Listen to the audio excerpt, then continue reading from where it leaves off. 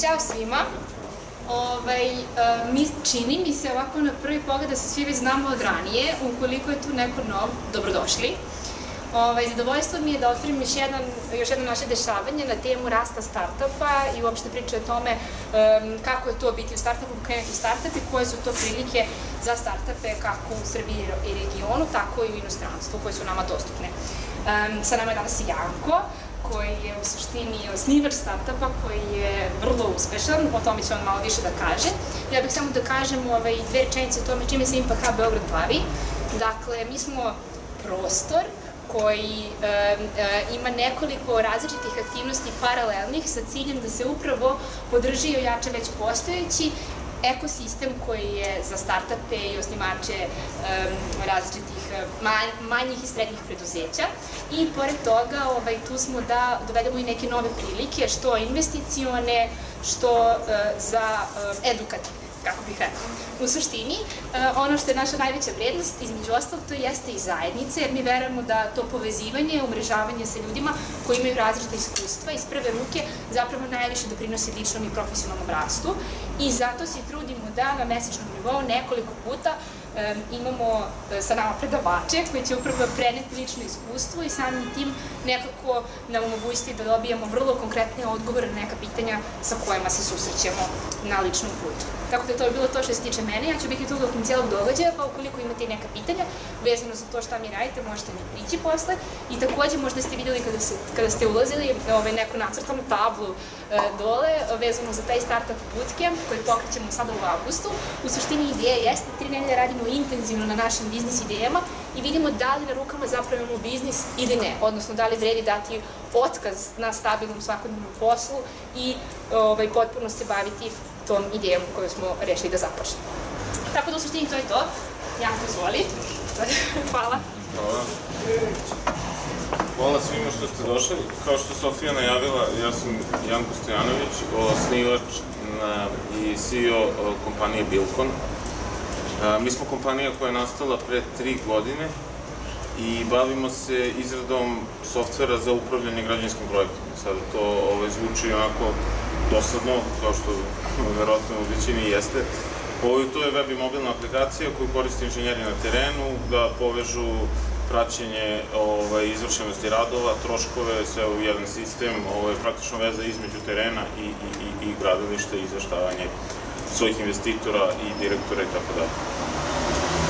Sad, ja pretpostavljam da je ovde neka ideja da ispričam neku svoju priču od početka kada sam došao do toga da... Od ideje do investicije. Od ideje do svega kasnije, da. Pa, ja sam još kao student Građevinskog fakulteta ovde u Beogradu studirao na smeru menadžment, tehnologije i informatika u građevinarstvu, to je jedan od novih smerova, koji se baš bavi upravljanjem građevinskim projektima. I tu sam se ja još već tada zainteresovao za baze podataka koji se koriste u generalno u građevinarstvu, neko operaciono istraživanje. I tu sam ja krenuo onako usput kao student da praktično pravim veoma primitivno u Microsoft Accessu, da pravim SQL baze podataka za neke od manjih i srednjih građevinskih firmi u Beogradu, uglavnom preko poznanstva svojih roditelja koji su oboje građevinski inženjeri. I tu mi je odmah zapalo onako za oko čudna stvar da recimo većina direktora građevinskih firmi u tom trenutku u Beogradu su mi manje više govorili istu stvar, a to je, kaže, ja dođem na posao jedan dan i ja dobijem izvod iz banke i ja vidim jednu cifru, imam izvod iz banke od juče i ja uporedim i vidim tu razliku sada 50.000 evra i ja nemam pojma gde su te pare otišle. Mislim, nešto se radi, imamo 3 projekta i to, ali ja ne znam gde su te pare otišle i tako svaki dan. I onda sam ja tu, bukvalno je tako nastala neka geneza te moje ideje. Prvo sam krenuo od baze podataka koje će povezati njihovo magacinsko poslovanje praktično i sa time, sa distribucijom tog materijala po različitim gradilištima, da bi onda kasnije razmišljao kako bi pojavom sve više mobilnih aplikacija i tako dalje, kako bih voleo da napravim zapravo neki mobilni software, mobilni servis koji će se baviti tim. I tu sam, naravno, kao svako ko počinje u tom trenutku, nisam imao pare, ne znam da programiram, praktično nisam imao ništa, nisam dizajner, znači ništa, imam samo ideju i imam neki taj, kako se kaže, domain expertise, znači u tome znam tu oblast za koju bih hteo da napravim taj projekt. I onda sam tu krenuo da, ja praktično pitchujem prvo svojim prijateljima tu svoju ideju, bez ikakvog nekog pravog biznis plana, nisam ja sam to više iznosio kao ideju kako će produkt da izgleda, šta će produkt da radi, a ne da li će to da bude uopšte uspešan posao od toga. I naravno tu sam oformio neku ekipu prijatelja, jedan je ko u vicu, jedan je dizajner, jedan je programer, ja i kako se zove, i mi smo krenuli da radimo na konceptu toga što je na kraju bio MVP našeg proizvoda, taj neki minimum viable product sa kojim smo izašli na tržište prvi put. Sad, da bi mi to napravili i da bi platili dodatne programere, nama je tada već odmah, danu nula, smo shvatili da nama naravno treba još para, mislim, da bi sve to izveli. Mislim, od veoma očiglednih stvari, kao što je treba nam još para za development samog proizvoda. Mislim, ja nisam rekao na početku kao neku malo ogradu, ali sad ste već shvatili. Mislim, ja dolazim iz tech sveta i tech produkta, što ne znači da svaka startup kompanija mora da ima veze sa IT-em ili to. Nije uopšte nužno to bitno, ali eto, ja sam iz toga. Tako da sve što vam ja pričam će manje više biti iz tog nekog tech sveta. Nemam mnogo iskustva u drugim, kako kažu, offline startup pričam.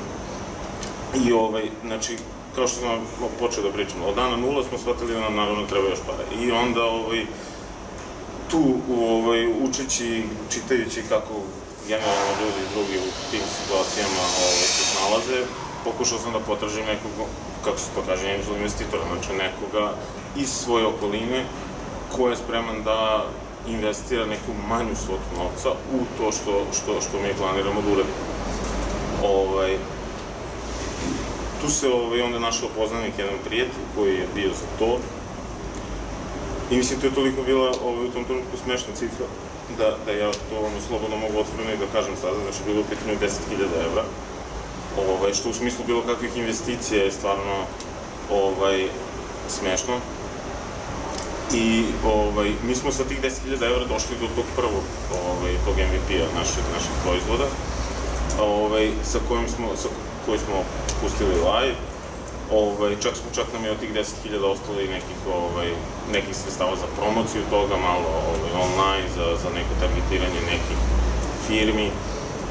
I odziv je bio prilično dobar, znači mi smo u prvih tih 3-4 meseca imali između 10 i 12% week over week rast ovih trial usera, znači imali smo u prva 3 meseca preko 150 ili 200 kompanija koje su se sign-upovale na taj trial.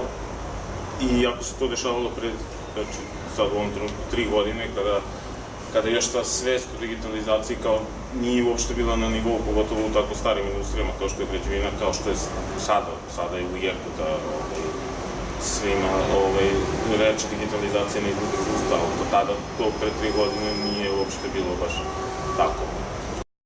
Sredstva od različitih fondova i za različite akceleratorske programe. I sada kako to funkcioniše, znači, naravno svaki, postoji neki deadline za prijavu, pa onda posle toga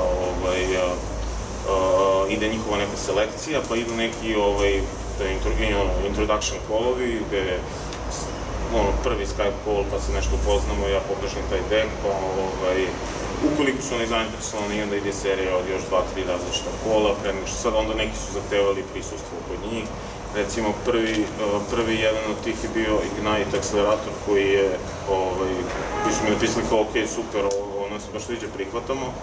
Morate da dođete kod nas u, Manchester, na finalnu tu kao, na finalnu rundu razgovora, gde sam ja njima bio rekao, ja ne mogu da, u ovom trenutku ne mogu da priuštim put da odem u Manchester, da vidim, da tek tada saznam da li ćete vi da investirate ili nećete da investirate. I tu je bio problem još i dalje drugi neki koji oni su zahtevali otvaranje firme u Engleskoj, što je meni tada bila velika komplikacija i zbog pitanju viza onih i sve to. I tako sam je nastavio dalje. Tu onda smo u regionu bili pozvani da pričamo sa fondovima iz Bugarske, Eleven i Launch Hub, koji i dalje rade. Za Launch Hub znam, za Eleven nisam siguran da li su i dalje aktivni. Launch Hub nas je odbio za investiciju zato što smo bili prerano za njih u tom trenutku, što ima smisla, jer njihov sweet spot je neka seed, kad je firma već na nivou da pravi bar između 50 i 70.000 evra mesečno, što mi u tom trenutku svakako nismo bili. I onda se desio, znači to se sve dešava, recimo, to se sve dešava 2015. godine, da, i onda se dešava taj Belgrade Venture Forum 2015. godine u novembru, na kome, između ostalo, mislim, ako znate što je Belgrade Venture Forum, dešava se u Crown Plaza, jednom hotelu, i to je klasična startup konferencija gde dolaze investitori, oni onda pozivaju firme startup firme koje mogu da drže prezentacije i pičuju pred tim investitorima. Između ostalog, mi smo bili pozvani te godine, a u grupi tih investitora koji su bili tu bio je tad Ed Spiegel, koji je bio investitor sa strane 500 Startupsa iz San Francisco. Ja sam ništa radio prezentaciju tu u tom trenutku svoju trenutnu verziju, pošto ne znam, ako je neko od vas radio ili će raditi, vidjet ćete, mislim, kada pitchujete, kada fundraisujete, vama se taj pitch deck i vaša prezentacija bukvalno iz nedelje u nedelju menja, znači vi non stop čitate nešto, učite o tome, pa mogu bi ovo da ubacim, pa ne, izbacit ću ovaj slajd, pa ne, sad ću ostavim ovo, pa ne, ove brojke mislim da su bolje da se ovde prikažu. I onda to je hiljade i hiljade različitih verzija te prezentacije. Ali sećam se tad je bila je jedna od boljih i ništa, bukvalno kako sam sišao sa bine i tu sam izašao u lobi da nešto popijem i tako dalje, stiže mi mail od Eda i kaže, hajde da se vidimo večeras, kao mnogo mi sviđa, kao ja sam građanski inženjer, totalno me pogodilo što si ti ispričao, ajde da kao zainteresovan sam da pričamo. Što samo bi napravio sad, samo bi vam rekao, znači to je isto bitno kod fundraisinga, da ono čime se, mislim, meni se to slučajno u tom trenutku desilo, ali posle, kad sam sledeći put fundraisovao, sam namerno radio takve stvari. Ne pričate sa svakim investitorom i ne pričate sa svakim ni angel investitorom, ni fondom, nego pričate sa ljudima za koje se provereno znate da imaju nekakve veze sa onim što vi radite. Znači, nije, da li u svom portfoliju kompanije u koje su ulagali imaju kompanije koje se bave sličnim stvarima kao što se vi bavite, ili taj proizvod koji vi želite da pravite, ili je taj angel investitor iz industrije te za koju vi pravite proizvod. Sad ja naravno govorim mnogo više iz neke B2B perspektive, zato što sam, naš proizvod je tako, ali manje više sve isto važi i za konzumerske proizvode. Tu se potrefilo, znači, da je Ed građevinski inženjer koji je otišao u tech i posle neke svoje preduzetničke avanture završio kao investitor u 500 Startupsu. Uglavnom, znači, to moje pregovaranje sa njima je trajalo ne više od nedelju dana, jedno, dva, tri razgovora, konference callova, I mi smo bili pozvani, znači, u akceleratorski njihov program, znači oni su akcelerator, oni su fond, ali su i imaju taj akceleratorski program u San Francisco koji traje 5 meseci. Oni, znači, investiraju u firmu i firma prolazi kroz taj akceleratorski program. I to je trebalo u tom trenutku da počne u januaru 2016. Ovo se sve dešava u novembru 2015. Ja između ostalog još pre tog Belgrade Venture foruma, kroz, ne znam, AngelList ili taj F6S, apliciram i za SeedCamp, koji je u tom trenutku jedan od najboljih, a i sada early stage startup fondova u Evropi, oni su iz Londona.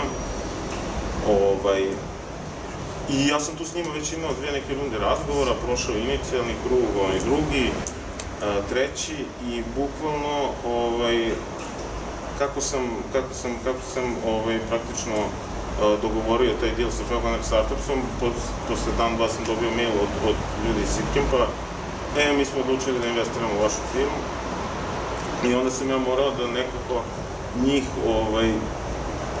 što je pozitivna stvar u tom trenutku bila što oni sarađuju i znaju se, imaju dosta firmi zajedničkih u koje su ulagali jedni i drugi i onda sam morao tu njih nekako da spojim u taj, mislim, u jednu investicijonu rundu, i SeedCamp i 500 Startups i tako se desilo da imamo oba ta fonda u toj prvoj pre-seed rundi, što je možda u tom trenutku bio malo overkill, ali na kraju se ispostavilo kao dobra stvar, ne toliko zbog para, nego više zbog budućeg fundraisinga, jer mi je stvarno od tog trenutka pa nadalje nijedan mail koji sam poslao nekom investicijom fondu ili nekom investitoru kada sam napisao da smo prošli kroz 500 Startups i SeedCamp, stvarno su, baš je otvara vrata, mislim, odgovarali su mi na sve mailove i uvek su hteli da saslušaju šta imam da im kažem.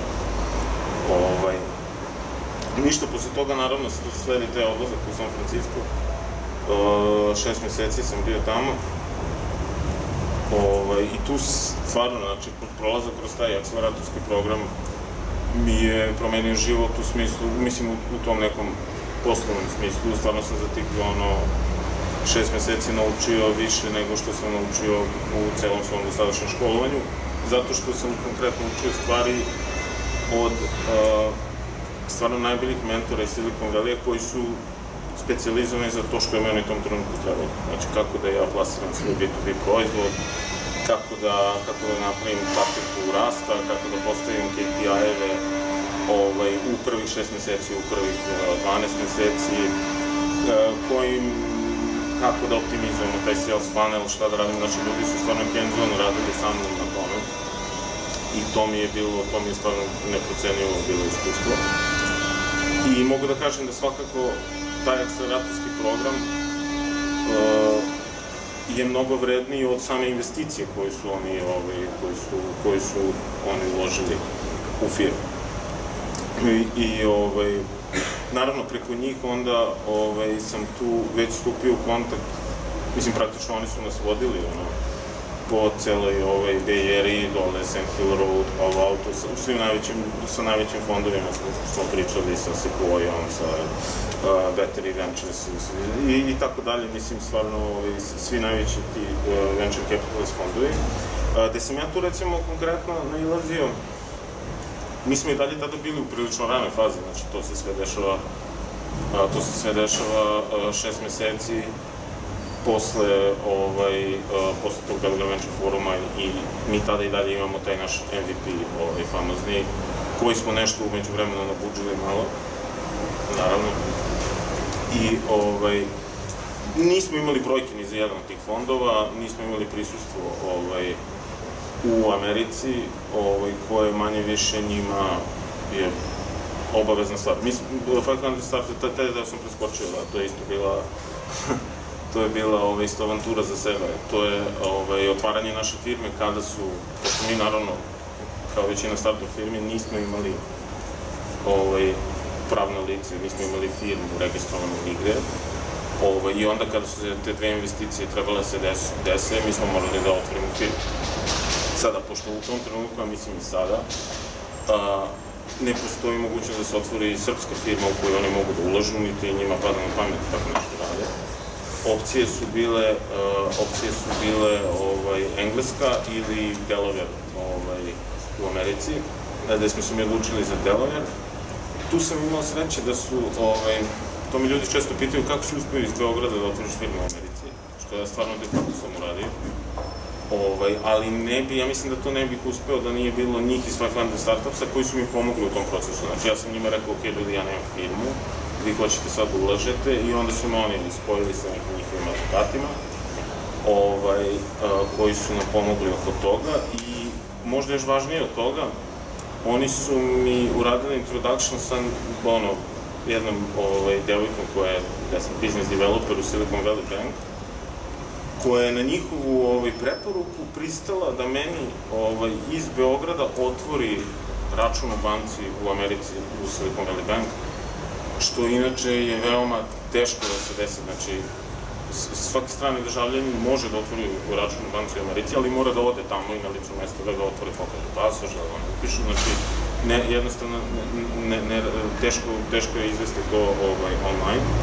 Sad, uz pomoć njih sam to uspio, ja sam praktično iz Beograda smo otvorili firmu tamo i bankovni račun, i onda kada su legli sve te, mislim, ja sam njima rekao, ljudi, dok vi ne uplatite tu investiciju, ja ne mogu dođem u San Francisco, nema ni za smeštaj, put ni ništa, tako da smo čekali da se to desi, da bi otišli tamo.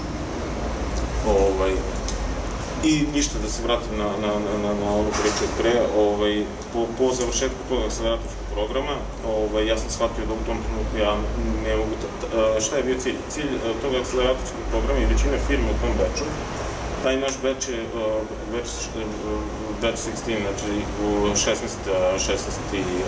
batch 500 Startupsa, bio je, tad je bio onaj fintech boom, znači to je bila 2016. i otprilike 80% firmi su nešto radili na neki fintech proizvod. I tad je baš bio hype za time. I onda je većini firmi u tom akceleratorskom programu s nama je bio da oni nabiju brojke do kraja akceleratorskog programa, tolike. Znači, to su reda nivoa da dođu do recimo $100,000 monthly recurring revenue, ako je to neki B2B business model kao što smo mi bili, da bi kao vrhunac tog akceleratorskog programa fundraisovali tu pravu seed rundu u veličini od milion do 5 miliona, 10 miliona, sad tu u Americi je to sky's the limit, pa sad, ja sam shvatio na kraju tog akceleratorskog programa da mi nemamo brojke i da ja jednostavno zbog toga što mi nismo u Americi, a malo ima toga i što i ja kao founder i moji ostali co-founderi nismo US citizens i tako dalje. Znači, to nije, ne kažem da je to sad kao glavna prepreka, ali isto je jedan od faktora koji doprinosi tome da je to u tom trenutku tada bilo teže raditi. Naravno da smo mi imali fenomenalne brojke, ne bi bio nikakav problem da smo sa Marsa, to je naravno najnormalnija stvar. Tako da se onda vraćam u Beograd, to je znači jun 2016. I odlučujem da krenem da fundraising sa evropskim fondovima.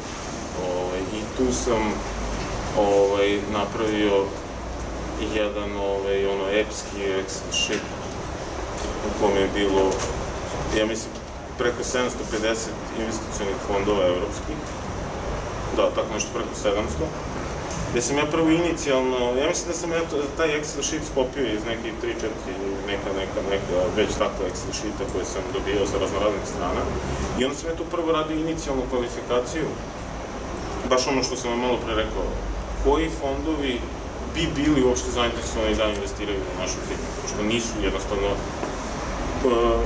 da ne bi gubili vreme, bolje da vidiš prvi napraviti tu kvalifikaciju. I ništa, onda sam krenuo sa kontaktiranjem tih fondova. I tu sam, jednostavno, taj moj fundraising proces, te seed runde je trajao predugo za neki, Silicon Valley standardno. Znači, tamo se, recimo, pravilo je da, kako oni rade fundraising je, moraš da zadaš sebi striktni deadline do kada hoćeš da fundraizuješ i to je stvar koju pričaš investitorima, što je mač sa dve oštrice, jer može da stvori kod njih stvara FOMO, kao bliži se taj rok, pa šta ako propustimo ovu firmu, oni će sada fundraizuju drugih, dobra je prilika. A mač sa dve oštrice je zato što ako se desi da vi pričate sa nekim dalje o fundraisingu vašem, a prošao je taj rok koji ste rekli, znači da nešto nije u redu, znači niste uspeli da ostvarite taj svoj cilj. I onda oni sebi obično zadaju neki period, recimo 3-4 meseca, i kažu, ok, reizujem toliko i toliko, pod ovim uslovima, ta i ta evaluacija firme, bla bla bla, to se sve odredi. I oni završe stvarno taj proces u roku od 3-4 meseca. Sad to je teško za startup u ranoj fazi, jer kao obično to radi CEO tog startupa, ali u isto vreme, kao i u mom slučaju i u većini slučajeva, taj isti CEO je u isto vreme i glavni product manager i ne znam, i glavni HR i legal i čistačica i sve, i onda jednostavno, taj proces fundraisinga zahteva baš zahteva fokus maksimalan i to je zakazivanje kolova dnevno, pogotovo onda ako si u Evropi, pričaš sa nekim fondovima u Americi, to su onda kolovi u 9 uveče, u 10 uveče i tako dalje. Tako da je to onako baš mukotrpan posao. E sad recimo, znači šta se meni desilo? Meni je to trajalo predugo, znači ja sam fundraizovao to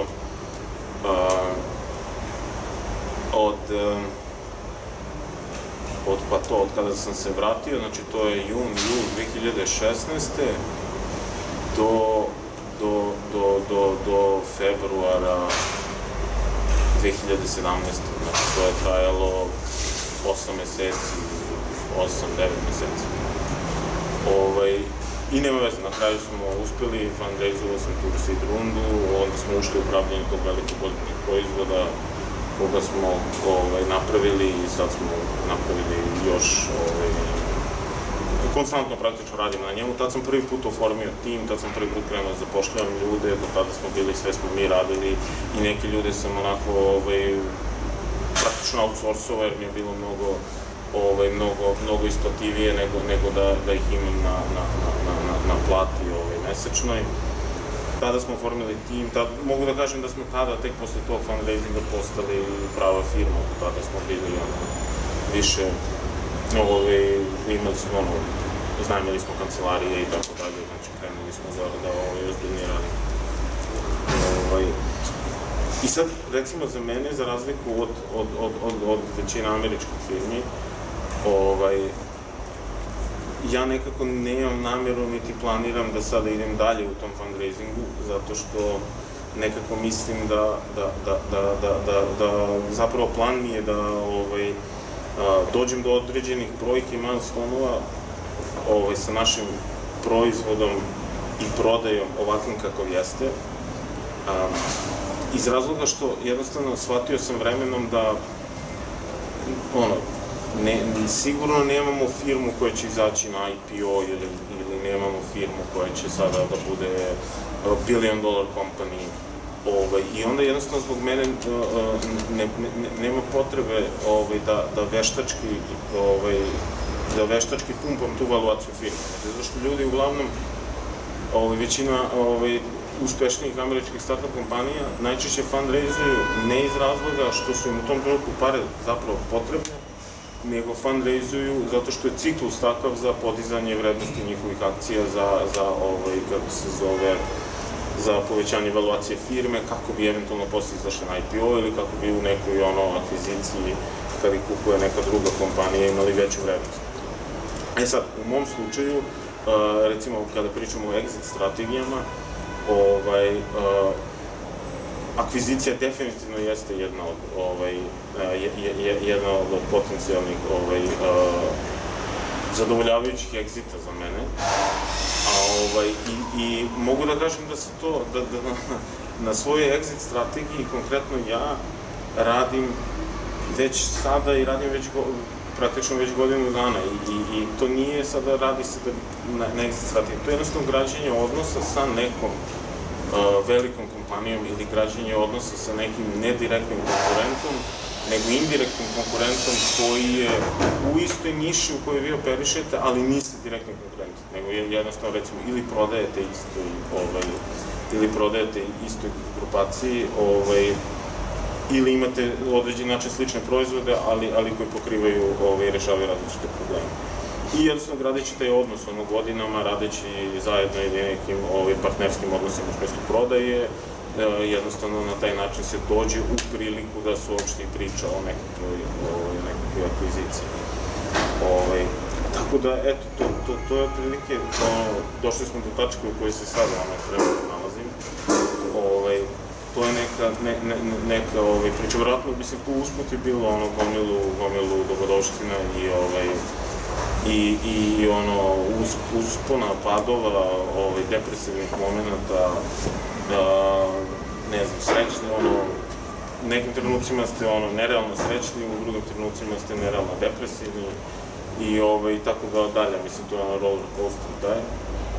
Ali po meni je samo bitno i drago mi je što se to nije desilo, samo je bitno ne odustati, mislim, a s druge strane, opet i treba znati kada odustati, znači to je sad isto zanimljiva klackalica, jer neki put ne valja ni biti suviše uporan, ako nešto ne ide i ne radi, treba se samo okrenuti nečemu drugom, ne gubiti vreme više na to, a s druge strane, zbog nekog trenutnog pada ili nekog depresivnog trenutka ne treba odustati od nečega što potencijalno može da bude dobro, tako da to je već i to ta neka dilema. Tako da to, bilo je tu raznoraznih oko same investicije i tog term sheeta i ne znam svega due diligence-a, bilo je, morao sam mnogo da čitam i da učim šta je convertible note, šta je, ne znam, šta je u tim pravnim terminima i sve to, pošto jednostavno, ja kao građanska žena nisam imao ni dodirnih tačaka sa tim, pogotovo sa tim američkim, kako bih rekao, investment vehicles, znači metoda investiranja, taj convertible note koja je pozajmica, koja se konvertuje u equity. Znači, dok sam koncept sam shvatio, trebalo mi je dosta dugo i nisam imao nikoga ovde koji je mogao da mi to baš objasni, pa sam onda morao da se okrećem to čitanju komponente. Čak sam konsultovao neki od najboljih advokata u Beogradu u tom trenutku, korporativnih advokata koji kao znaju otprilike šta je to, ali ni oni nisu baš mogli da mi objasnili do kraja. Mislim, zato što kada bukvalno pred kraj investicionog ciklusa sa nekim investicijom fondom, vi dobijete taj term sheet koji je onako set dokumenta koji reguliše naravno odnose između njih i vaše firme. I u tom trenutku čitate to i sa 70% stvari vam nije jasno šta je. Mislim, iako znam da pričam engleski, ne radi se tu o razumevanju samog teksta, nego o sadržini i suštini toga što je to, tako da bilo je raznih stvari. Ali eto, to je otprilike neka priča, pa sad možemo neko pitanje. Super, hvala ti. Meni je super što si ti podelio tu neku priču od početka do trenutka, zato što mi u tom radu sa ljudima vrlo često imamo to da nekako jedno je kada entuzijastično se krene u nešto, dobije se ideje, onda kada dođu prvi izazovi, kada krene razvoj i čovjek ne može da odredi gde je, kude ide, dokle je stigao, da li hoće dalje, neće dalje i onda kao malo super je da čujemo tako neku priču koja je onako malo poodmakla, otprilike kako taj proces izgleda, da li skoro smo imali jedan strava razgovor na temu toga kao kada i da li se ikada završava proces osnivanja. Jer kao pričamo dosta o tom osnivanju sopstvenih biznisa i kao neko došao i kao, pa dobro, kad sam ja osnovao, kad sam ja gotov, kao... Pa jeste, da, mislim, dobro, osnivanje kao osnivanje postoji, ajde, to isto zanimljiva stvar. U smislu, pošto ja, recimo, a i bukvalno 90, ne znam, posto ljudi koji pokreću neki startup, imaju neki partnere u tome, znači oni su sami u tome. I onda to regulisanje tih odnosa između tih ljudi u startu, dok još ne postoji neko, znači dok nije to pravno regulisano, u smislu dok nisu napisane ti bylaws ili kako se već zove, koji regulišu statut firme, koji reguliše kako se zove odnose između osnivača. to je zanimljivo, znaš, i tu recimo se dešavaju često kuršlusi, mislim, gde u početku, kad su svi puni entuzijazma, onda je, ma ne, sve super, bre, sve 50-50 smo mi smo Bugari, sve je super, ali onda u onom trenutku kada se pojave neke realne pare, onda 3-4% je ozbiljna stvar. Mislim, i onda tu jednostavno treba biti oprezan. I sada tu, ja sam konkretno radio s prijateljima i stvarno uvek, dobra stvar kada radiš sa prijateljima, ima naravno dosta loših, ali jedna od dobrih je kada radiš sa njima je možeš da se, na krvi nož posvađaš sa njima, ali nekako to se uvek reši, ne guraju se stvari po tepihu, koji recimo nekima mogu da se obrati. Tako da to osnivanje, da, mislim, ali onog trenutka kada se firma oformi i kada se intelektualna svojina toga što radite prenese sa vas na firmu, jer to je jednostavno, svaki investitor to manje više traži kao obavezu, znači ne može da nijedan osnivač lično ostane kao vlasnik intelektualne te svojine, mora intelektualna svojina da se prenese na samu firmu. A onda se, znači, u firmi, kada ste se vi tim papirima, osnivačkim aktom firme podelili, kako tu stvarno mogu da kažem da kao oformljeni smo kao firma, ali makar što se između nas tiče, a što se tiče tog cap table-a investitora, to je već sve druga stvar. A ja sam htjela ti pitam, to sad kad si rekao kao, kad si dobio ideju i sad kad si počeo da tražiš ljude i da im pičuješ ideju, koliko ti je trajao taj proces i kao, šta misliš u slučajima kada ljudi u svom bliskom okruženju nemaju ljude koji su im fit za to što im je potrebno? Da, kapiram, da, to je dobro pitanje. Pa ja nekako, meni je taj prvi period, taj prvi proces sam relativno, baš sam brzo sam to rešio, zato što sam u glavi odmah znao sam kome ću da primim, znaš. Znači, ja recimo nisam imao tu situaciju da nemam ljude oko sebe koji imaju bili fit za to. Znao sam tačno kome za šta treba da kažem i ljudi su uglavnom bili, imao sam sreću da ti ljudi kojim sam prišao, što su mi bili bliski prijatelji, što su bili, zapravo im se svidelo to što sam im imao da im ispričam, tako da. A za ljude koji nemaju nekog u svojoj okolini, ne znam, znači, stvarno mislim da, recimo taj Angel List, i jednostavno ovde, kretanje po eventovima u Beogradu, mislim, u Impact Hub, od drugi, hubovi, ne znam, neki događaj, verujem da mogu da se upoznaju ljudi i da se, pogotovo u coworking space-u. Ja kad bi imao to iznajmio bi, kad bi sam bio iznajmio bi, ne znam, 100, tu i sedeo bi sam i onda bi upoznao sve ljudi koji tu rade i mislim. Mislim, ja znam, na primjer, nama u Impact Hubu, naša suosnivačica Gaja, ona je došla, poželjela da otvori Impact Hub i počela da formira tim. I onda je formirala jedan, to nije uspelo. Pa je formirala drugi, to nije uspelo. Međutim, ona je toliko bila u toj svojoj, imala je jaku želju i bila je vrlo dosledna i na kraju je uspela da ubedi svog supruga da joj se pridruži i da, tako je oformila tim. Tako da možda je to jedno od rješenja. Ali znam da vrlo često ljudi dolaze sa pitanjem kao kako da oformim tim. Imam ovo i kao krenula sam, validiram tu ideju, testiram, pitam, feedback je dobar, čak i počela sam da radim odnose sa potencijalnim investitorima za sutra, ali mi trebaju sad ljudi koji će da investiraju svoje vrijeme dok još uvek nema novca, da ovo poguramo i kao gde da ih nađem, jer ih nemam u bliskom okruženju, tako da to je Jeste, to je ozbiljan je problem to, mislim, jer tu sigurno je potrebno jedno par godina dana rada, besplatnog rada na nečemu. I to je sigurna stvar i zato kažem, svaka čast ljudima koji to uspiju da urade, a ima ih dosta, koji uspiju da to urade sa porodicom i imajući trenutno neki posao. I to uvek se divim takvim ljudima i mislim da je to super stvar. Jer to je isto jedan od pokazatelja koji govori koliko veruješ u tu, mislim, ideju. I to investitori, konkretno ako pričamo o fundraisingu, uvek je jedno pitanje, ok, kako ste do sad došli do ove tačke? Znači, da li ste nije isto ako su dve osobe koje imaju tu ideju i sad fundraizuju, godinu dana besplatno radili za to jer su verovali u tu ideju, ili je, ne znam, jedan od njih ima bogatog strica koji je odmah dao pare za to, što je isto legitimno, potpuno, znači njema nije šta više poželjno, ali jednostavno ipak pravi razliku to.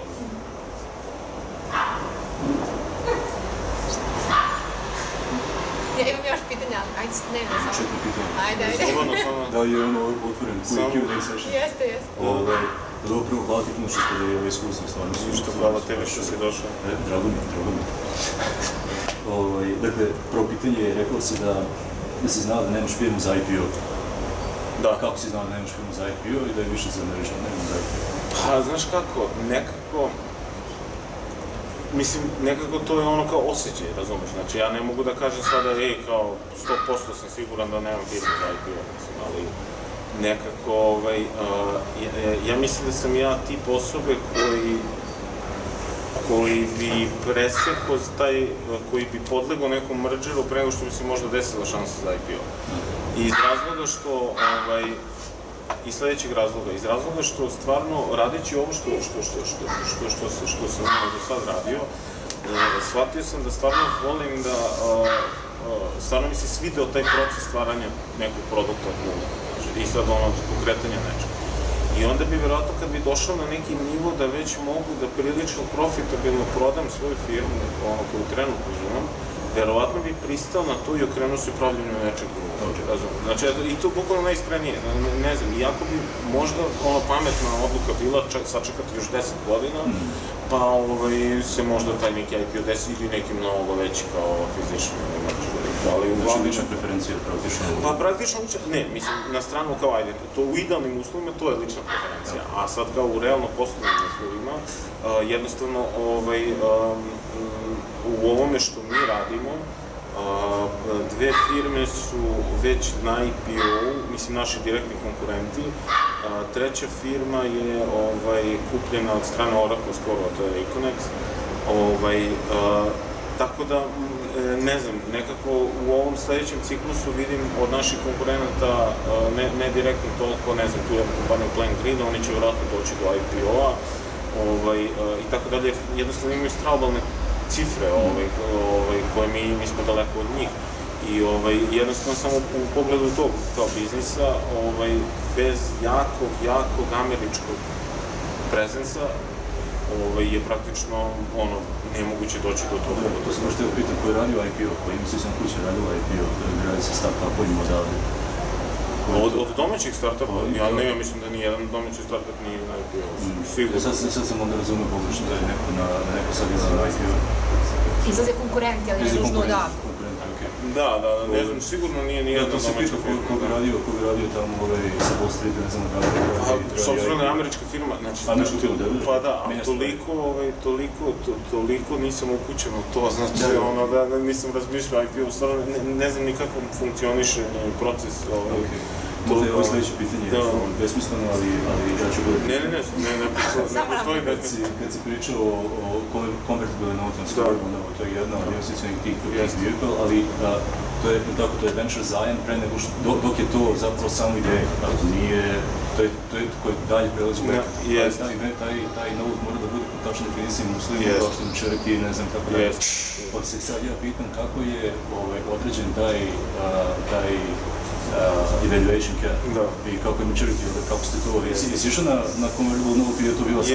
Jesam i imali smo 3 convertible. Kako ste odredili uslove? Pa to je odlično pitanje, znači ovo možda nije besmisleno.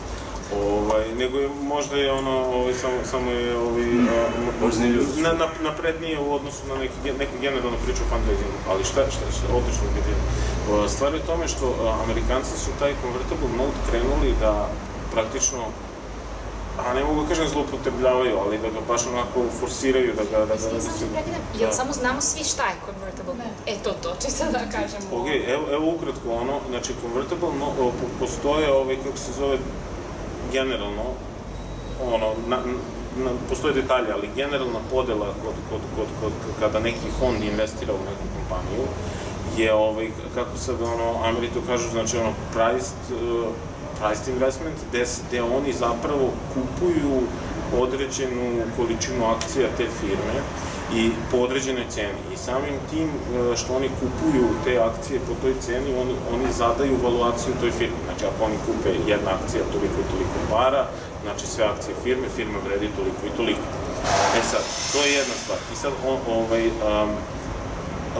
loša strana toga je što u ranoj fazi, baš zbog ovoga što je on malo pre rekao, alhemija je odrediti vrednost firme koja ne pravi para i dalje, ili nema nikakve asete, ili nema nikakvu, ima samo neku ideju, ili ima neki rani proizvod, ili ima neke brojke koje su mizerne, koje su mnogo manje od onoga kolika je ta investicija, i onda, tu se nešto veštački onda zadaje ta neka valuacija koja je, kao firma sada vredi $100 miliona, a to nema veze ni sa kakvom realnošću. I druga loša stvar je što kod takve vrste investicije ti papiri, term sheet, celo taj legal deo je veoma kompleksan jer ima i taxationa, jer se zapravo dešava se prodaja akcija i to košta, recimo, samo spremanje papira za takvu neku investiciju je u parama red veličina $20-25 hiljada, dok u poređenju sa convertible note-om je, convertible note je da neki advokat napiše tamo, pošto oni imaju template, te save, kiss, vamo tamo, je reda veličine $1.000-1.500. Sad, šta je convertible note? Znači, convertible note, za razliku od ovoga, ne dešava se nikakva trgovina, znači ne kupuju se nikakve akcije, nego taj investicioni fond ili angel investitor, on zapravo pozajmljuje pare u firmi, tu investiciju koju on daje, sa klauzulom da pod određenim uslovima, ako ta firma, joj se poveća vrednost ili dođe do akvizicije, on će po nekoj tamo određenoj ceni, njemu će pripasti toliko i toliko broj akcija u tom trenutku. Znači, on će u tom trenutku, kada firma skoči vrednost akcije, on će zapravo da dobije akcije po nekoj vrednosti koja je mnogo manja ili je bila određena ranije. I sad u samom tom convertible note-u postoji 5 različitih tipova te, da li je capovan po evaluaciji, da li je po... Imaju 2 parametra, pa naravno onda koji je bolji za investitora. Tako da, sad, i šta se dešava u početku, kao što si ti rekao, u početku je to bilo uglavnom za manje svote i za, to baš je bilo za angel, investiranje. Ali u zadnjih 2-3 godine firme fundraisuju kroz convertible note-ove $5 miliona, $10 miliona convertible note, što je, mislim, prilično suluda stvar.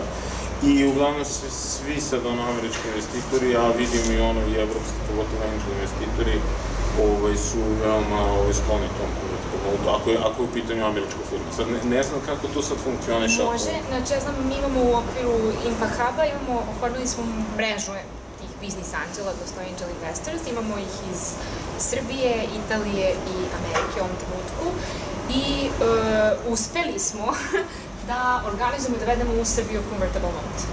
Našli smo advokatske kancelarije koje mogu to ovde da sprovedu. Za firmu koja je osnovana u Srbiji? Tako. A kako vrše evaluaciju kompanije? To je i dalje alhemija. Znači, to je i dalje, ne postoji empirijski model da se to odredi. I zato i zloupotreba. Pa, mislim, zloupotreba je više u onom smislu kao količine koju oni ulažu, kao što sam malo pre rekao, znači kao convertible note od $5 miliona. To se pre nikad nije dešavalo. U tom smislu, mislim, zloupotreba, jer je pre bilo okej.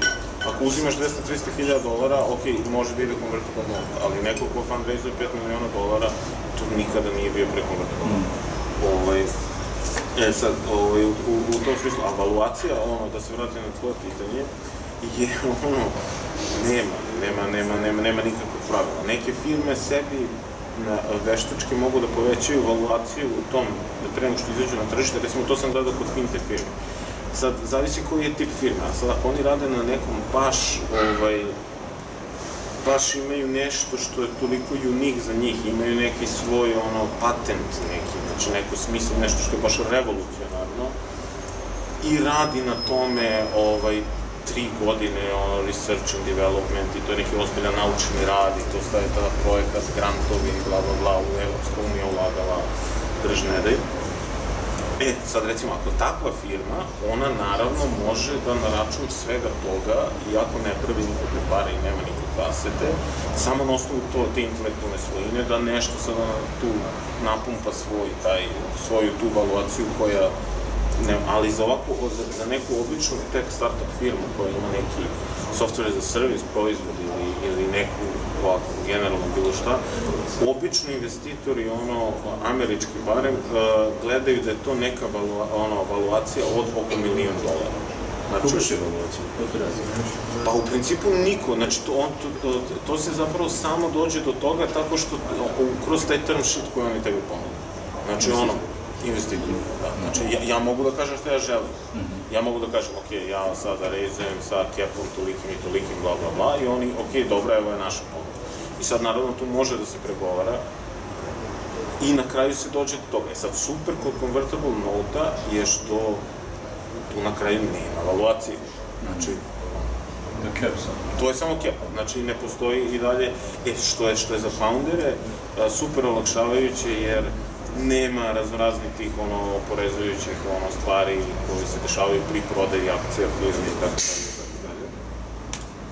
Tako da, eto, to pitanje je totalno na mestu, ja apsolutno nemam odgovor na njega i voleo bi, ne samo ja, nego sedeo sam na sličnim događajima ovako gde su ozbiljni investitori sedeli i ozbiljne debate se vode oko toga i mislim jednostavno nema načina da se odredi za firmu u ranoj fazi neka precizna valuacija.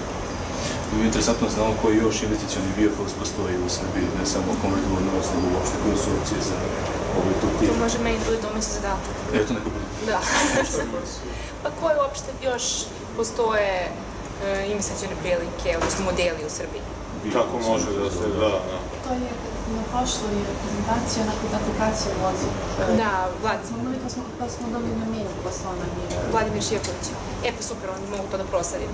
Super. Neću sam ja. Dobro se krenuti. Super se krenuti. Kada ideja postane listovana na tim sajtovima gde povezuje Angel i ovi ljudi u pokreću startup, da li ta ideja postaje ranjiva? Pošto vidi svi ti ljudi. Svakako, postaje. Ali mogu onda tu ideju da u svoju postojeću infrastrukturu jednostavno recikliraju i bude to je još jedno odlično pitanje, znači i stvar koju bi ja svima savjetujem, znači zašto sam prošao kroz to i vidio sam mnogi ljudi koji su prošli kroz istu tu patnju i stvar. U ranoj fazi kada počinješ nešto i kada imaš ideju i kada ti je to sve na svetu u tom trenutku, što je normalno, imaš veliki strah da će neko da ti ukrade tu ideju. Iako ta tvoja ideja možda i nije toliko revolucionarna, ali ti si tu sklopio sad ove 3 kockice i to je tvoje, I sad ne bi volio da neko na isti način složi te 3 kockice kao što si ih ti složio. I to je potpuno realan strah, ali je realan da se desi, ali je potpuno na kraju se ispostavi bespotreban. Iz kog razloga? Iz razloga što dva su najvažnija faktora. Prvi je, naravno, onog trenutka kada ti si javno izašao sa tim svojim nekim, makar prototipom tog svog proizvoda, ti si već radio na njemu neko vreme, makar to bilo 6 meseci, makar bilo godinu dana. Taj neko ko hoće tebi da ukrade tu ideju, znači on mora da ode od nule, znači on mora da krene od tih tvojih 6 meseci. Postoje neke stvari koje pare jednostavno ne mogu da kupe, mislim, ja ne kažem, može da dođe sada, ne znam, investicioni fond koji uzme veliku programersku agenciju, softwarsku agenciju i kažu hoću, evo vam 10 miliona, napravite mi ovaj Dilkon, hoću to za 6 meseci da im sve te iste fičere, hoću sve to isto, oni mogu da urade za 6 meseci bez problema. I mislim, sad mi možemo se tu tužimo nešto ili bilo šta, ali hoću da kažem da neko normalan ovako, da bi ukrao vašu ideju, mora da prođe sve te iste korake kroz koje ste vi prošli, to je jedna od stvari, a vi ste, dok on prođe te korake, vi ste prošli još neke korake. To je jedna stvar, a druga stvar je što, i to će svaki isto investitor da pita, koji je ono defeasibility, ono kao, šta je taj neki secret sauce, šta je to nešto što bez vas, znači da li je to član tima, da li je to neka tehnologija, da li je to bilo šta u tom lancu koji vi imate je nešto što neko drugi nema ili što ne može da iskopira. I sad neki put je to vrlo teško imati, a u mom slučaju ja to stvarno nikad nisam imao i ja sam uvijek padao na tome. Znači šta ja njima da kažem, ok, ja sam građevinski inženjer, da, kao i milijardu ljudi na svetu koji su građevinski inženjeri. Šta onda, ne znam, imam, niti je kao radimo JavaScript, Node.js, znači nemam, kako se zove, niti je tehnologija, niti je, nego samo je neka metodologija, samo neki put, baš kao što sam rekao na početku, kockice složene po određenom paternu, na određen način, napravljeno da može brzo i lako da se dođe do nekih informacija, nešto što neko stvarno može da odmah iskopira. I jednostavno morao sam se pomirati s tim i evo, za ovo svo vreme koliko mi to radimo, tu niko se još nije pojavio da nas iskopira. Tako da mislim, hoću da kažem... Pa imali smo sreću, da, ali opet da kažem, sve da je došao neko i iskopirao. Ništa, još samo jedan od konkurenata više. Stvarno, vidjet ćete kad krenete to da radite i krenete da kopate, sem ako stvarno niste upali nešto, kako uđete dublje u to, odmah ćete skontati 15 firmi na svetu koji rade isto što vi radite. To je, ja znam, baš na jednom pitch događaju koji smo imali sa investitorima, neko je rekao, ja uopšte ne slušam više ideje, jer kao, ja ih čujem, čovjek sluša toliko pitch dekova, on kaže, ja sam tu ideju čuo već 5 puta ovog meseca, ja gledam druge stvari. I neko isto rekao, kao, u ovom trenutku dok mi pričamo o ovome, milion Kineza radi na tome isto, kao, baš sad u ovom trenutku, kao, i kao, prosto kao, mislim, šta god, nego samo druge neke stvari su ideja nije. Tako da uvek ćete imati konkurente, sem ako stvarno, znači, nije neki izum, naučni novi, što je stvarno vrhunac. Pa može i tada, mislim. Ali tada makar imaš neki patent za koji možeš da se uplatiš. Da, znači neka, pa imaš patent, ali patent ti se svodi na kod. A neko može samo da pogleda feature i da iskuca svoj kod koji će da radi isto to što radi naš kod. Znači ti imaš patent na kodu, ali nemaš patent na tome šta taj kod radi, a kada imaš neki pravi naučni patent, to je onda stvarno odbranjivo, jer ako neko drugi to uradi, možeš da ga tužiš i nije nikakva problem. To je više u teoriji. Ja sam naučnik, CRISPR je sad otkriven, genetski inženjering, na način koji može se modifikuje gen, i baš ta laboratorija ima veliki problem da zaštiti ili ne zaštitila, ali veliki problem da se izbori sa time da je to zapravo njihov revolucionalna tehnologija koja je teško da se... Samo zato kažem, vjerojatno što je ozbiljniji pronalaze, to je teže se brani. To je verovatno, da. I skapiram da neko ko je makar negde in the neighborhood od toga što radi se isto hvata za to, iako nije to. Hvala puno. Da, ništa. Recimo, koja je razlika kad gledaš na evropske fondove i na američke, pošto neki evropski fondovi imaju par evropskih centara, mislim, koliko je birokratija različita u tom čitavom procesu? Jeste, postoji razlika, svakako, da, kao što si super primetio, stvarno veliki broj evropskih fondova su zapravo, kako bih rekao, njihovi ti LPs, znači investitora, znači njihovi ulagači su Evropska unija i oni uzimaju zapravo povlače sredstva iz Evropske unije, što svakako menja i ograničava njihovu slobodu u pogledu toga i birokratije, što kaže koliko dugo traje taj proces investiranja i generalno kako oni to kaže investment thesis, znači kao oblasti u kojoj su oni zainteresovani da investiraju. Dok su američki fondovi u 99% slučajeva imaju privatne te svoje LPs koji su ili ogromne neke korporacije ili tako dalje, ali opet oni imaju tu slobodu, dok recimo ovde nije to slučaj. Mislim, počevši od ovih domaćih fondova, ovde recimo South Central Ventures. A koliko je komplikovanija procedura? Mislim, više iz tog nekog smisla, koliko, da li tu ima neke više papirologije, više pravne stvari? Ima, ne znam iz svog iskustva, jer na kraju nisam završio investirajući od Evropskog fonda, ali kako se zove, znam na iskustvu drugih ljudi, da, svakako mnogo je veća papirologija, u tom, pre svega oni ne rade convertible note, ne rade ovaj convertible note što smo pričali malo pre, oni idu na klasičnu investiciju, jer jednostavno to je generalno, ja verujem da je to na nivou tom, da je Evropska unija za te njihove fondove, da jednostavno ne prepoznaju convertible note kao metod investiranja. Oni moraju da zapravo imaju vlasništvo na akcijama te kompanije i to naravno već samim tim u startu mnogo komplikuje celu priču dalje. Ja znam na osnovu iskustva nekih ljudi koji su fundraizovali od evropskih fondova, je da na kraju kada ti prođeš priču sa praktično tim fondom, onda taj fond u tvoje ime, znači tebe pičuje njihovom fondu. Mislim, i onda to zapravo, ti možeš da dođeš u situaciju da si ti sa ovim fondom sve završio, dobio term sheet, dobio sve, i da onda na kraju saznaš da ništa od toga, zato što njihovi ti šefovi nisu to dobili. I to je onako nezgodno malo. I traje, znači to traje, eto taj Bugar koji je to radio sa jednim evropskim fondom, njemu je ceo taj proces traje 9 meseci i da je na kraju saznao da nema ništa od toga.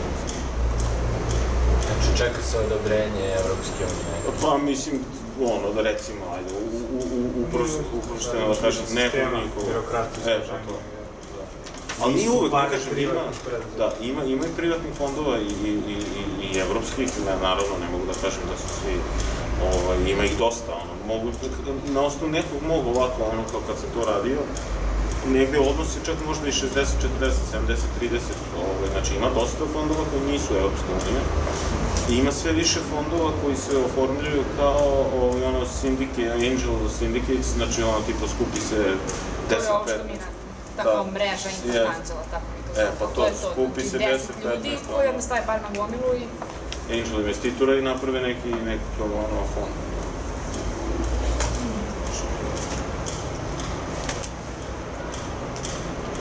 Štempo nešto? Mene zanima od ovog priča, kada ste podigli investiciju od spojena ova dva... Seed Camp i 500 Startups. Da. Vezano za finansijski aspekt priča, koliko ste, rekao si da je to alhemija, evaluacija startupa, ali koliko ste zalazili u finansijsku analizu, neku projekciju, koliki će biti, ne znam, rast, prihodi i to. Koliko ste pažnje tome posvetili, koliko je to bilo bitno? Pa to je veoma bitno, znaš, to je baš bitno. I u tom trenutku sam posvetio maksimalnu pažnju tome, mislim koliko sam na tom nivou znao da to uradim, znaš. Sada kad gledam to, iako je bilo pre godinu i po dana, sada bi to uradio potpuno drugačije, ali u tom trenutku sam ja mislio da je to tako najbolje. Ja sam praktično uradio najbolje što sam umeo u tom trenutku. Ne mogu da kažem da sam se nešto polomio preterano sad oko te, pošto nisam ekonomista, mislim znam osnove. Neko mi je dao, nekako sam došao bio do nekog Excel sheeta koji je kao neki kao uprošćeni template biznis plana, koji onako ima po onim tablovima dole različite elemente koji biznis plan inače se drži. I tu su već bile ispisane neke generičke stvari od neke firme koja je prethodno to popunjavala. Onda sam ja bukvalno reverse engineerao to, ubacivao naše brojeve, nešto tu menjao, petljao i taj, recimo, detaljan neki kao finansijski model ti traže obično kao, to ne ide u deku, to ne pokazuješ na slajdovima, ali to ti traže kao kroz mail u nekom procesu tog razgovora sa njima, a ovako na ovim slajdovima kada ti čuješ, pa tu ništa, tu je najvažnije da staviš šta njih najviše zanima. ne čak ni toliko, u toj ranoj fazi, ne uopšte toliko šta je tvoja projekcija, jer je to ono science fiction u tom trenutku i oni su svesni toga, nego koliki je taj total available market za to što ti radiš. Znači, to im je najvažnije. I, znaš šta da vide? Da vide koliko si ti realan u određivanju tog total available marketa. I to im je možda čak i najvažnije, zato što neki ljudi kažu, imao sam i ja te slučaje, i to baš jedan od prvih svojih priča, ne znam ko mi je to rekao, neki od domaćih ovih investitora, da li Nebojša Lazić ili neki, ja znam, i koji je gledao to i rekao mi kao, ja sam ti bio izašao i slajd mi je bio to za taj market i kao meni je stajalo $10 triliona. I kao, šta je to? Pa kao, to je građevinska industrija svetska. Kao, to je cela građevinska industrija svetska.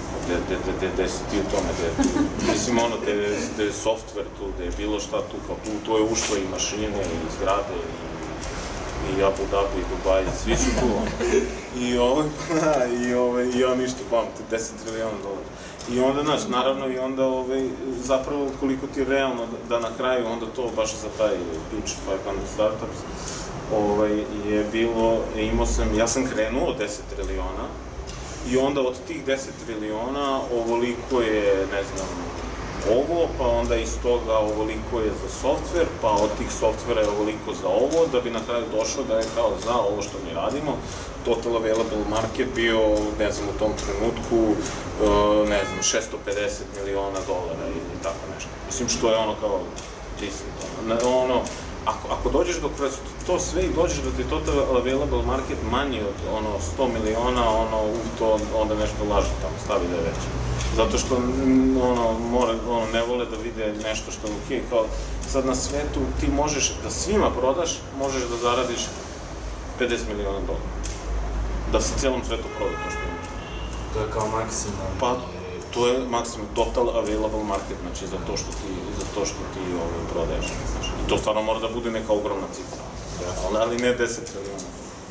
A osim te vrednosti tržišta na samom pitchu prezentacija, trebaš nešto vezano za... Pa ne, mislim, možeš ti da daš neku svoju projekciju, ali ne projekciju, nego ti ako u tom trenutku imaš neke brojke, ti ih onda prikaže. I to samo ako su dobri. Ako nisu dobri, nema da ih prikazuju. Mislim, to je neko zlatno pravilo kao tog pitchinga. I ti zapravo u tim slajdovima, mislim, to je sad kao workshop za sebe, možemo da se dogovorimo da jednom i to radimo. Pa imat ćemo baš 16. Tako da, dođite svi, baš će do par dana će pičevati i onda ćemo imati kao komentare, pitanja, kako treba da izgleda, smjernice, tako da... Tu mislim, mislim, ja sam tu u 500 Startups, tu mi je bila najveća škola za to. Mislim, tipa, pre svega treba da traje 3 do 5 minuta, treba da imaš samo 10 slajdova, znači ne treba da imaš 20 slajdova. Sve što najbolju ideju na svetu, najkomplikovaniju, možeš da ispričaš u 10 slajdova. Nema potrebe da imaš 20 slajdova, nema teksta, znači samo nek budu slike, svetli, broj veliki, bam, ovoliko, evo mi smo carevi, ovo ovako, znači nema nikakvih preteranih tu stvari, tako da ako imaš brojke, ti ih prikažeš, kažeš, ljudi, napravili smo za 3 meseca toliko para, imamo rast toliki, super, i to samo ako je veći od 7% iz meseca u mesec, jer ispod 7% je kao pa dobro, rastete 3% iz meseca u mesec, znaš, već onako je kao, ali I u kraju liniju bude, mislim, pitanja oko toga i onda pripremiš tih, ne znam, par slajdova koji su ti kao hidden i onda kad dođe questions, onda ti otvoriš novi slajd. Ima i toga, možeš i to, da. Hvala. Ništa. Pošto si spomenuo Nebojšu Lazić, kako je tvoje iskustvo sa domaćim, odnosno fondovima koji ulažu kod nas, jer si imao neke kontakte? Si razgovarao sa nekim u vezi? Razgovarao sam, da, manje više sa svima koji postoje u nekom trenutku i to ne nužno da kao sad da im pičujem da oni investiraju u nas, nego smo se sretali tako kod ima na nekim startupama događajima. Pa šta mislim?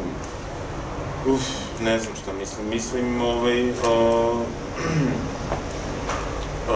dobro je što se tu to postoje i dešava se to, ali nekako je to još uvek mnogo u ranoj fazi i mnogo je malo i mnogo je Mislim, ja jednostavno ne znam, evo vi mi recite, ja sam sad prestao i to toliko i da pratim, mislim, ne znam, ali koliko sad ima, ne znam, da li je bilo nešto sad neki domaći investicijni fond je skoro investirao, ok, znam da je South Central Venture da su oni aktivni, ali oni dosta uložuju po regionu, znači ne znam sad koliko su ulagali u neke srpske firme, sem u Trade Core koja je, mislim, firmetina sad postoji. Inside 3 miliona.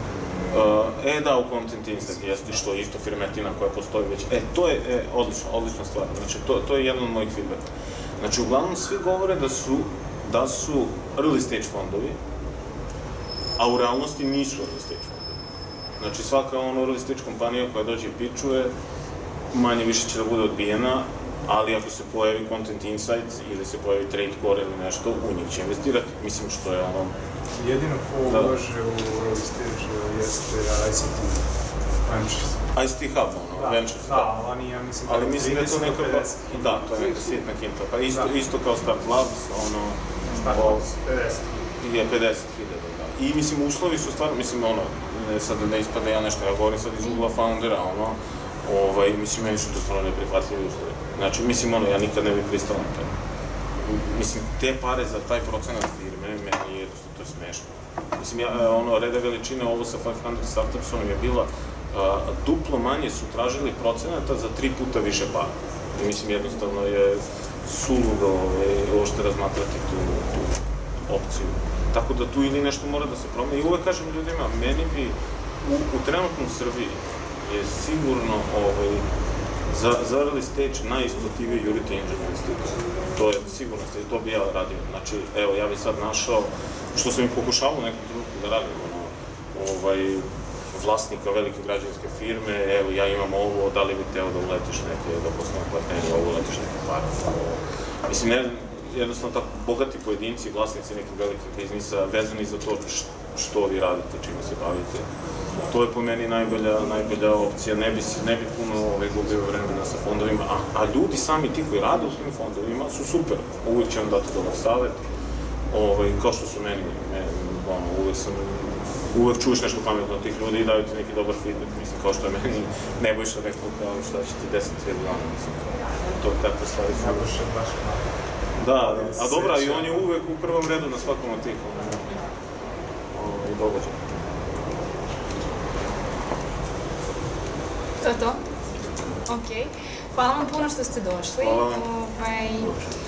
Ništa, pratite šta se dalje dešava, dođite svakog petka između 5 i 7 da se družimo i pričamo malo više o tome. Vidimo se 16. stvarno će biti zanimljivo i baš ćemo se baviti time i bit će onako kao live komentarisanje toga šta će ti startupi predstaviti, pa možete vidjeti na licu mesta otprilike kako bi trebalo da izgleda.